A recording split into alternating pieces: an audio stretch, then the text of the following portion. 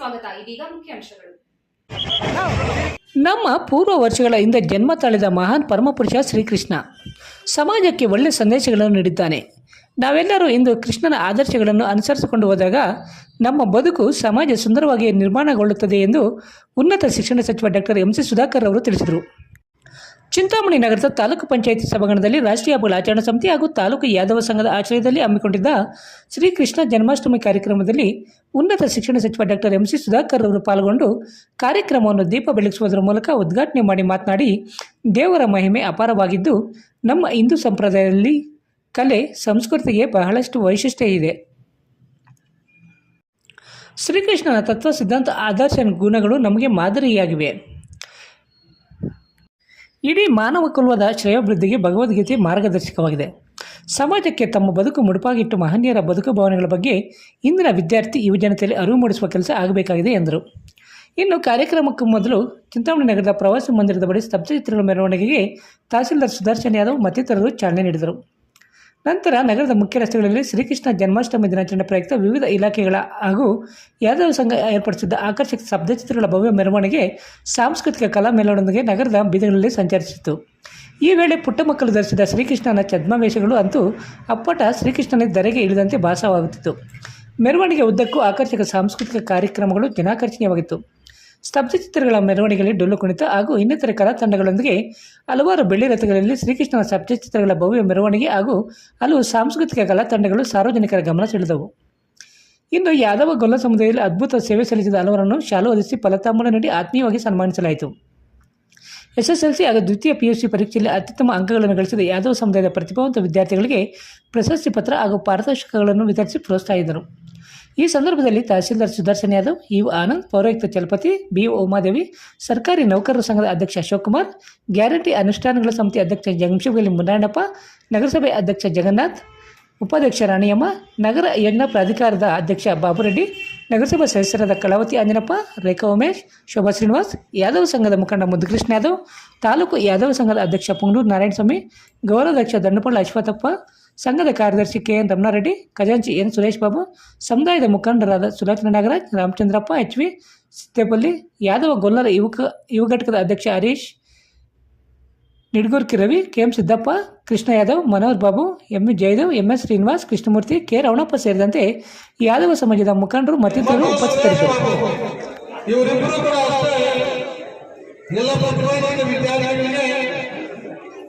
ನೆನಪಿನ ಕಾಣಿಕೆಗಳನ್ನು ಕೊಡುಗೆಯಾಗಿ ನೀಡಿರ್ತಾರೆ. ಅವರು ಕೂಡ ಬಂದು ವಿದ್ಯಾರ್ಥಿಗಳಿಗೆ ಸನ್ಮಾನವನ್ನು ನೀಡಬೇಕಂತ ಕೋರ್ತಾ ಇದ್ದೀವಿ. ಅದೇ ರೀತಿ PA ಕಲಾವತಿ ಮತ್ತು PA ಅಂಜಪ್ಪ ನಗರಸಭೆ ಸದಸ್ಯರು ಡಾಕ್ಟರ್ ನಾಗರಾಜ್ 566 94% ಕೋಡೆಗಂಡು ಲಕ್ಷ್ಮಿ NP ಡಾಕ್ಟರ್ ಗೋಪಿನಾಥ್ ಆ ಒಂದು ನೃತ್ಯದ ಶ್ರೀಕೃಷ್ಣನ ನೃತ್ಯದ ಹಾಡುಗಳನ್ನ ತಾವೆಲ್ಲರೂ ಕೂಡ ನೋಡಿ ಮನರಂಜನೆ ಪಡ್ಬೇಕಂತ ತಮ್ಮಲ್ಲಿ CRP ಸಂಪನ್ಮೂಲ ವ್ಯಕ್ತಿಗಳಾದ ಭಾಸ್ಕರ್ ರೆಡ್ಡಿ ಅವರು ಆ ಒಂದು ಕಾರ್ಯಕ್ರಮದ ನೇತೃತ್ವವನ್ನು ವಹಿಸಿರ್ತಾರೆ. ತಾವು ಅಲ್ಲಿ ಗಣೇಶ ರಾಮ ಮಂದಿರವಾಗಿ ಒಂದು ತಂಡಗಳ ಒಂದು ನೋಂದಣಿಯನ್ನ ಮಾಡಿಕೊಂಡು ಅಲ್ಲಿ ಒಂದು ಪೂಜ್ಯ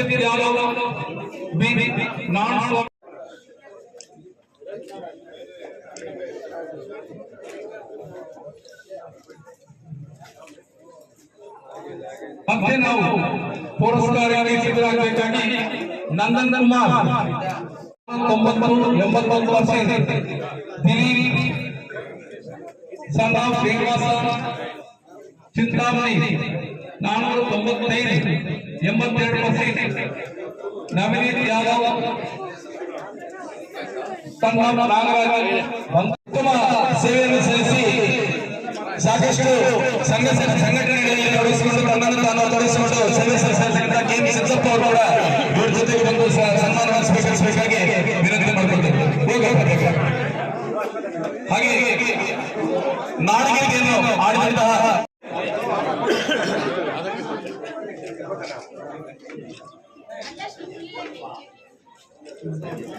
ಒಂದು ಸನ್ಮಾನವನ್ನು ಸ್ವೀಕರಿಸಿದವರು ಮತ್ತು ಸನ್ಮಾನ ಮಾಡಿದವರಿಗೆ ಧನ್ಯವಾದಗಳನ್ನು ಅರ್ಪಿಸುತ್ತಾ ಮುಂದಿನ ಒಂದು ಸನ್ಮಾನ ಕಾರ್ಯಕ್ರಮ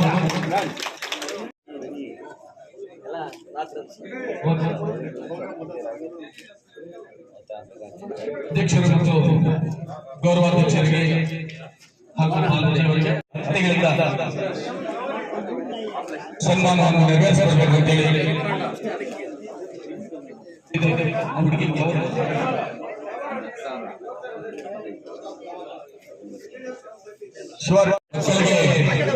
ಲ್ಯಾಪ್ಟಾಪ್ ವಿತರಣೆಯನ್ನು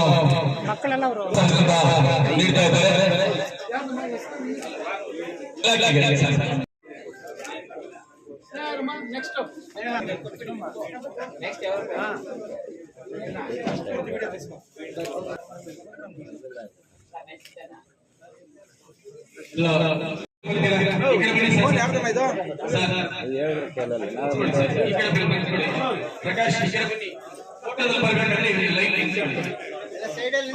మగాన్ కడ్డం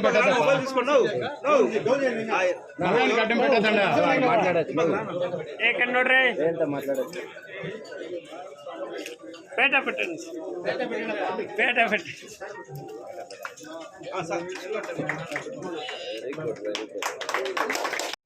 आगे कुछ आगे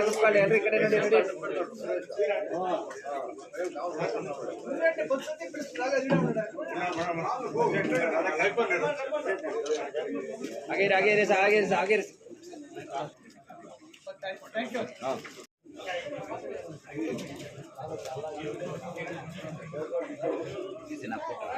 ಸನ್ಮಾನವನ್ನು ಸ್ವೀಕರಿಸಿರ್ತಕ್ಕಂತಹ ಎಲ್ಲ ಅತಿಥಿ ಬಂಧುಗಳಿಗೆ ಹಾಗೂ ವೇದಿಕೆಯಲ್ಲಿರ್ತಕ್ಕಂಥ ಸನ್ಮಾನವನ್ನು ನಡೆಸಿಕೊಂಡಂತ ಎಲ್ಲ ಗಣ್ಯಾತಿಥಿಗಳಿಗೆ ಧನ್ಯವಾದಗಳನ್ನು ಅರ್ಪಿಸುತ್ತಾ ಈಗ ಮುಂದಿನ ಸನ್ಮಾನ ಕಾರ್ಯಕ್ರಮ ಎಲ್ಲ ನಮ್ಮ ರಾಧಾಕೃಷ್ಣ ಸರ್ ಅವರ ಪತ್ರಿಕೆಗಳು ಮಾಧ್ಯಮ ಮಿತ್ರರ ಸಂಘದ ಅಧ್ಯಕ್ಷರು ಹಾಗೆ ಎಲ್ಲ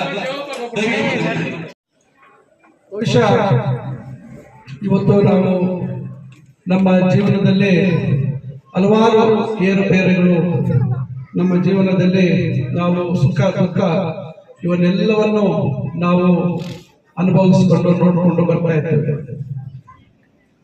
ಏನು ಮಹಾಭಾರತದಲ್ಲಿ ನಡೆದಿರ್ತಕ್ಕಂಥ ಘಟನಾವಳಿಗಳು, ಶ್ರೀಕೃಷ್ಣ ಅರ್ಜುನ ತನ್ನ ಸಂಬಂಧಿಗಳು ಅಣ್ಣ ತಮ್ಮಂದರು ಮೇಲೆ ಯುದ್ಧ ಮಾಡಬೇಕು, ಯಾವ ರೀತಿ ಮಾಡಬೇಕು ಅಂತ ಸಂದರ್ಭದಲ್ಲಿ ಶ್ರೀಕೃಷ್ಣ ಯಾವ ರೀತಿ ಭಗವದ್ಗೀತೆಯ ರೂಪದಲ್ಲಿ ಎಲ್ಲ ಜೀವನದಲ್ಲಿ ಏನು ನಡೀತದೆ ಅಂತಕ್ಕಂಥದ್ರ ಬಗ್ಗೆ ಬಹಳಷ್ಟು ವಿವರವಾಗಿ ಶ್ರೀಕೃಷ್ಣನಿಗೆ ನಮ್ಮ ಅರ್ಜುನನಿಗೆ ಈ ಯುದ್ಧ ಮಾಡಬೇಕು ಅಂತಕ್ಕಂಥ ರೀತಿಯಲ್ಲಿ ಪ್ರೇರೇಪಿಸತಕ್ಕಂಥದ್ದು ಇವೆಲ್ಲವನ್ನು ನೋಡಿದಾಗ ಶ್ರೀಕೃಷ್ಣನ ಲೀಲೆ, ಶ್ರೀಕೃಷ್ಣನ ಒಂದು ಮಹಿಮೆ ಏನು ಅಂತಕ್ಕಂಥದ್ದು ಮತ್ತು ಇವೆಲ್ಲ ಶ್ರೀಕೃಷ್ಣನ ಬಾಲ್ಯ ಯಾವ ರೀತಿ ಆಯ್ತು, ಶ್ರೀಕೃಷ್ಣ ಎಲ್ಲಿ ಹುಟ್ಟಿದ, ಏನಾಯ್ತು ಅಂತಕ್ಕಂಥದ್ರ ಬಗ್ಗೆ ಈಗಾಗಲೇ ಬಹುಶಃ ಉಪನ್ಯಾಸಕರು ಈಗ ಬಾಲಾಜಿ ಅವರು ಉಪನ್ಯಾಸವನ್ನ ನೀಡಿದ್ದಾರೆ ಅಂತ ಹೇಳಿ ಹೇಳ್ತಾ ಇದ್ದಾರೆ. ಬಹುಶಃ ಇವೆಲ್ಲ ಪ್ರತಿ ವರ್ಷ ಇದ್ರ ಬಗ್ಗೆ ನೀವು ಇವತ್ತು ಇದ್ರ ಬಗ್ಗೆ ಕೇಳ್ತಕ್ಕಂಥದ್ದು ಮಾಡ್ತೇವೆ. ಒಂದು ಮುಖ್ಯ ಏನಂದ್ರೆ ಇವತ್ತು ಸರ್ಕಾರಗಳು ವಿವಿಧ ಶ್ರೇಷ್ಠರ, ಸಂತರ, ಸಾಧುಗಳ ಮತ್ತು ಮಹನೀಯರ ಹೆಸರಲ್ಲಿ ಜಯಂತಿಗಳು ಮತ್ತು ಕಾರ್ಯಕ್ರಮಗಳನ್ನ ಆಯೋಜಿಸಿಕೊಂಡು ಬರ್ತಾ ಇರ್ತಾರೆ. ಆದ್ರೆ ನಮ್ಮ ಜೀವನದಲ್ಲಿ ಅವನ್ನೆಲ್ಲ ಯಾವ ರೀತಿ ನಾವು ಅಳವಡಿಸ್ಕೊಳ್ತೀವಿ ಅಂತಕ್ಕಂಥದ್ದು ಬಹಳ ಮುಖ್ಯವಾದಂತ ವಿಚಾರ. ಅದರಿಂದ ಇವತ್ತು ಶ್ರೀಕೃಷ್ಣ ಅಂತಕ್ಕಂಥದ್ದು ಒಂದು ಯಾವುದೋ ಕುಲದಲ್ಲಿ ಅಥವಾ ಸಮುದಾಯದಲ್ಲಿ ಹುಟ್ಟಿರ್ಬೋದು, ಆದ್ರೆ ಶ್ರೀಕೃಷ್ಣ ಒಂದು ಜಾತಿ, ಒಂದು ವರ್ಗಕ್ಕೆ ಅವರು ಸೀಮಿತವಾಗಿರ್ತಕ್ಕಂಥದ್ದಲ್ಲ. ತಮಗೆ ಗೊತ್ತಿದೆ, ಬೆಂಗಳೂರಿನಲ್ಲಿ ಇರ್ತಕ್ಕಂಥ ಇಸ್ಕಾನ್ ಸಂಸ್ಥೆ ಇವತ್ತು ಇಡೀ ಪ್ರಪಂಚದಲ್ಲಿ ಶ್ರೀಕೃಷ್ಣನ ಒಂದು ಮಹಿಮೆಯನ್ನ ಯಾವ ರೀತಿ ಪ್ರಚಾರ ಮಾಡ್ತಾ ಇದ್ದಾರೆ ಅಂತಕ್ಕಂಥದ್ದನ್ನು ತಾವು ನೋಡ್ಬೋದು. ಇತ್ತೀಚೆಗೆ ಚಿಕ್ಕಬಳ್ಳಾಪುರದಲ್ಲಿ ಇಸ್ಕಾನ್ ಸಂಸ್ಥೆಯವರು ಸುಮಾರು 5-6 ಎಕರೆ ಜಮೀನು ನಮ್ಮ ಸರ್ಕಾರದಿಂದ ಅವರಿಗೆ ಮಂಜೂರು ಮಾಡಿಸುವಂತ ಕೆಲಸ ಮಾಡಿದ್ದಾರೆ. ಕಾರಣ ಅವ್ರಿಗೆ ಅಲ್ಲಿ ದಾನಿಗಳು ಸುಮಾರು 15ರಿಂದ 20 ಎಕರೆ ಭೂಮಿ ಕೊಟ್ಟಿದ್ರು. ಮಧ್ಯದಲ್ಲಿ ಅವರಿಗೆ ಸರ್ಕಾರಿ ಜಾಗ ಸಿಕ್ಕಾಕೊಂಡಿತ್ತು, ಅಂದ್ರೆ ಲ್ಯಾಂಡ್ ಲಾಕ್ ಆಗಿತ್ತು. ಸುತ್ತಲೂ ಅವರಿಗೆ ದಾನಿಗಳು ಕೊಟ್ಟಿರ್ತಕ್ಕಂಥ ಜಾಗ ಮಧ್ಯದಲ್ಲಿ ಅಲ್ಲಿ ಸರ್ಕಾರಿ ಜಾಗ ಇತ್ತು. ಅದು ನನ್ನ ಹತ್ರ ಬಂದು ಅವರು ವಿನಂತಿಸಿಕೊಂಡ್ರು, ಇದನ್ನ ಸರ್ಕಾರದಲ್ಲಿ ಮಂಜೂರು ಮಾಡಿಸ್ಬೇಕು ಅಂತ ಹೇಳಿದಾಗ ನಾನು ಮಾನ್ಯ ಕೃಷ್ಣ ಬೈರೇಗೌಡರು ಹೇಳಿ ನಂತರ ಮಾನ್ಯ ಮುಖ್ಯಮಂತ್ರಿಗಳಿಗೆ ಈ ವಿಷಯವನ್ನು ತಿಳಿಸಿ ಮುಖ್ಯಮಂತ್ರಿಗಳು ಸಹ ಇದನ್ನು ಸಂಪುಟಕ್ಕೆ ತನ್ನಿ ಅಂತ ಹೇಳಿ ಎಲ್ಲ ಪ್ರಕ್ರಿಯೆಗಳನ್ನು ಮಾಡಿ ಕಳೆದ 15-20 ದಿವಸಗಳ ಹಿಂದೆ ನಡೆದಂತಹ ಸಂಪುಟದಲ್ಲಿ ಅದನ್ನ ಅವರಿಗೆ ಮಂಜೂರಿ ಮಾಡತಕ್ಕಂತ ಕೆಲಸವನ್ನು ಮಾಡಿದ್ದೇನೆ. ಈಗ ಅಲ್ಲಿ ಅವರು ಒಂದು ಉನ್ನತವಾದಂತಹ ಶಾಲೆಯನ್ನು ಮಾಡೋದ್ರ ಜೊತೆಗೆ ನಿಮಗೆ ಗೊತ್ತಿದೆ, ಅವರು ಏನೋ ಅನ್ನದಾನ ಏನೋ ನಮ್ಮ ಊಟ ಕೊಡ್ತಕ್ಕಂಥ ಏನು ಅದಕ್ಕೆ ಅಕ್ಷಯ ಪಾತ್ರೆ ಒಂದು ಅಡಿಗೆ ಕೋಣೆಯನ್ನ ಮಾಡ್ತಕ್ಕಂಥದ್ದು ಮಾಡ್ತಾ ಇದ್ದಾರೆ.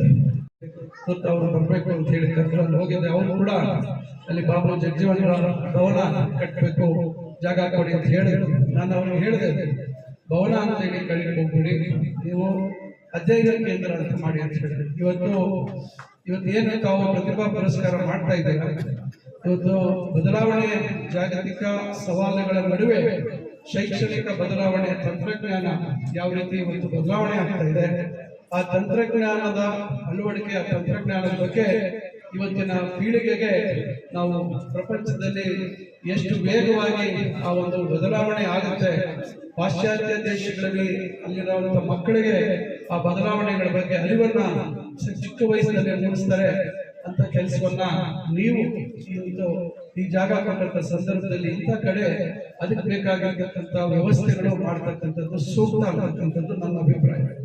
ಎಲ್ಲರೂ ಭವನ ಅಂದ್ರೆ ಒಂದು ರೀತಿ ಮದುವೆ ಚಕ್ರ ಅನ್ಕೊಳ್ಳುವ ಭಾವನೆ ಇರ್ತಾರೆ. ದಯವಿಟ್ಟು ಅದು ಭವನ ಅಂದ್ರೆ ಮಾತ್ರಕ್ಕೆ ಮದುವೆ ಸಮಾರಂಭಗಳಿಗೆ ಬಳಸುವಂತ ಒಂದು ಜಾಗ ಅಂತ ಮಾತ್ರ ದಯವಿಟ್ಟು ನಾವೆಲ್ಲ ಭಾವಿಸಬಾರ್ದು. ಇವತ್ತಿನ ಕಾಲಕ್ಕೆ ಏನು ಅವಶ್ಯಕ ಅಂತಕ್ಕಂಥದ್ದು, ಭವಿಷ್ಯತ್ತಿನ ಪೀಳಿಗೆಗೆ ನಾವು ಏನು ಅವಶ್ಯಕವಾಗಿ ಕೊಡಬೇಕು ಅಂತಕ್ಕಂಥದ್ದು ಬಹಳ ಮುಖ್ಯ ಅಂತಕ್ಕಂಥದ್ದನ್ನ ನಾನು ಈ ಸಂದರ್ಭದಲ್ಲಿ ಹೇಳ್ತಾ, ಇವತ್ತು ತಾವೆಲ್ಲರೂ ಬಹಳ ಹೆಚ್ಚಿನ ಪ್ರೀತಿ ವಿಶ್ವಾಸದಿಂದ ತಾವೆಲ್ಲರೂ ಬಹಳ ಒಂದು ಶ್ರೀಕೃಷ್ಣನ ಮೇಲೆ ತಾವು ಬಹಳಷ್ಟು ಅಪಾರವಾದಂತ ಒಂದು ನಂಬಿಕೆ ಉಳ್ಳವರಾಗಿ ಬೆಳಗ್ಗೆಯಿಂದ ತಾವು ಕಾರ್ಯಕ್ರಮಗಳಲ್ಲಿ ಪಾಲ್ಗೊಂಡಿದ್ದೀರಾ. ಬಹಳಷ್ಟು ಸಮಯ ಆಗಿದೆ. ಇಲ್ಲಿ ಒಳ್ಳೆ ವ್ಯವಸ್ಥೆಗಳನ್ನ ನಾವು ಮಾಡಿದ್ದೇವೆ.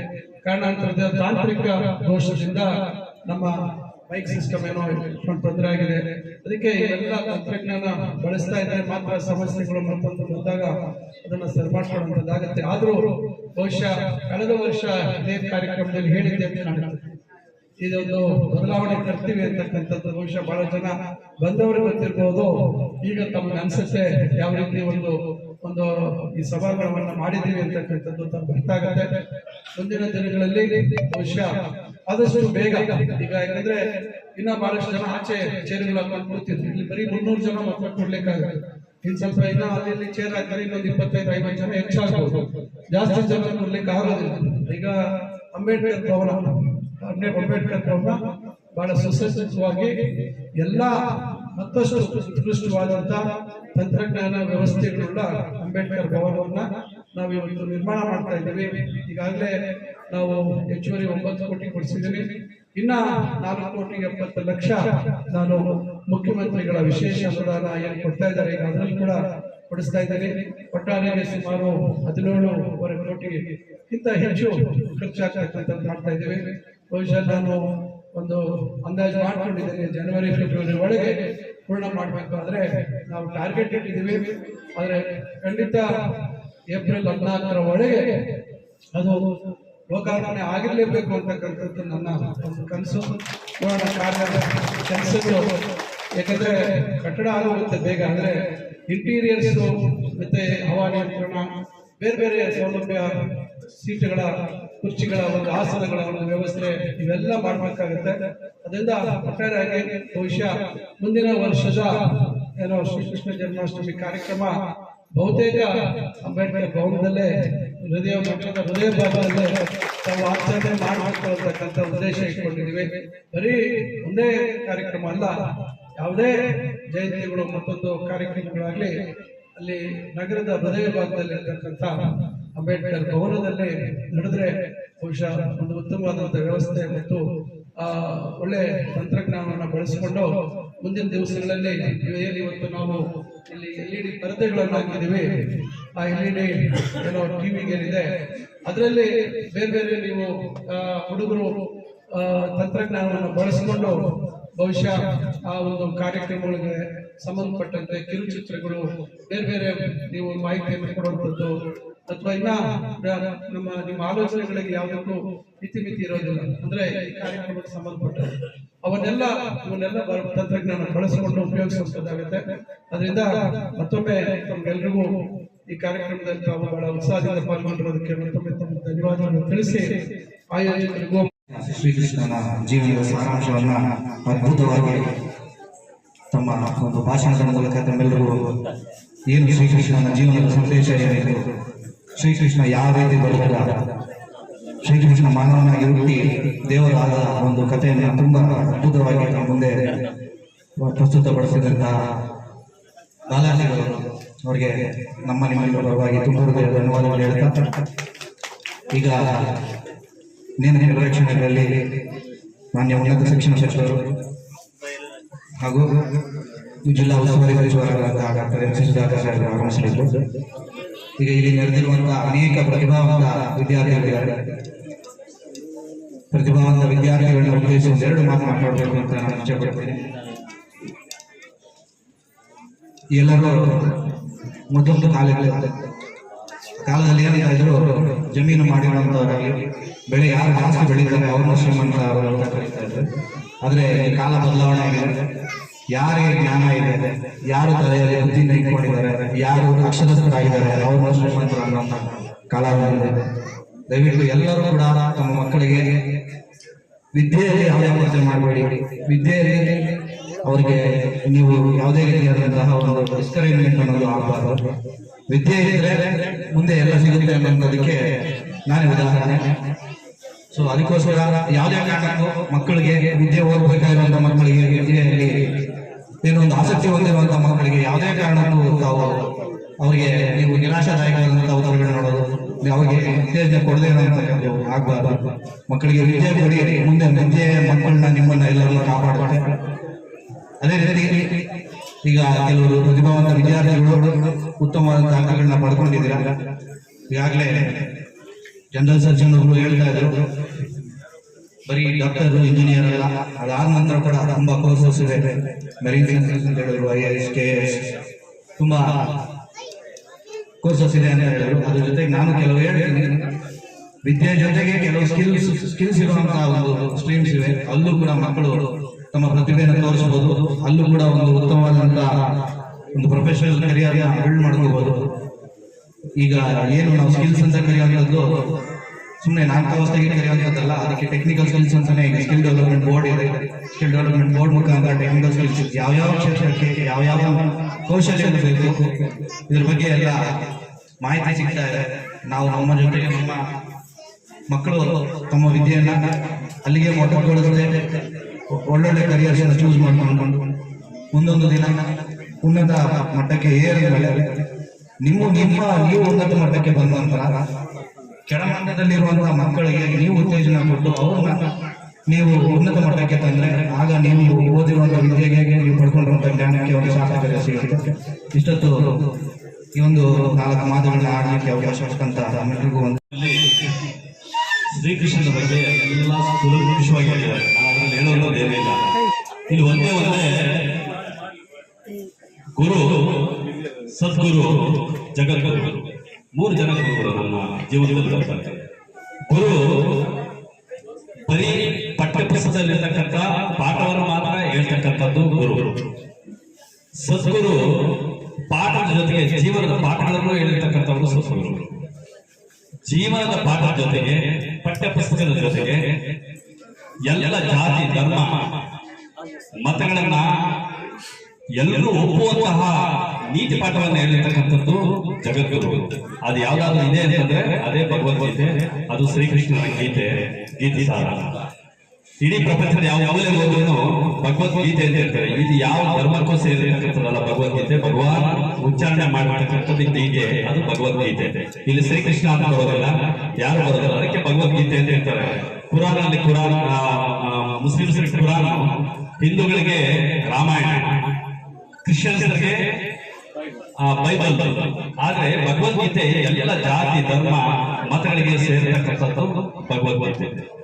ಸೊ ಇಲ್ಲಿ ವಿದ್ಯಾರ್ಥಿಗಳು ಅನೇಕ ಇದ್ದಾರೆ. ವಿದ್ಯಾಭ್ಯಾಸ ಎಷ್ಟು ಮಟ್ಟಿಗೆ ಕಲಿಬೇಕು ಅಂತಂದ್ರೆ ತಮ್ಮ ತಂದೆ ತಾಯಿಗಳು ಬೆಳಗ್ಗೆಯಿಂದ ನೋಡ್ತಾ ಇದ್ದಾರೆ ಎಷ್ಟು ಕಷ್ಟಪಟ್ಟು. ಸೊ ಅವರು ಈ ಕಾರ್ಯಕ್ರಮಕ್ಕೆ ಎಲ್ಲ ಬಂದಿದ್ದಾರೆ, ನಿಮ್ಮನ್ನೆಲ್ಲ ಓದಿಸ್ತಾ ಇದ್ದಾರೆ. ಅದಕ್ಕೆ ವಿದ್ಯಾ ದದಾತಿ ವಿನಯ ವಿನಯತ್ಯಾದಿ ಸುಖ.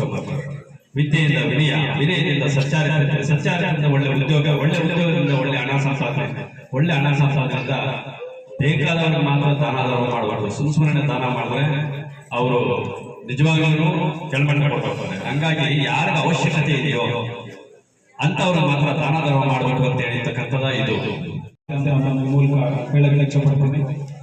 ಮತ್ತೆ ಇನ್ನು ಸಾಕಷ್ಟು ಜನ ಮಾತಾಡೋರಿದ್ದಾರೆ, ಸಚಿವರಾಗಲಿ IPL ಇದ್ದಾರೆ.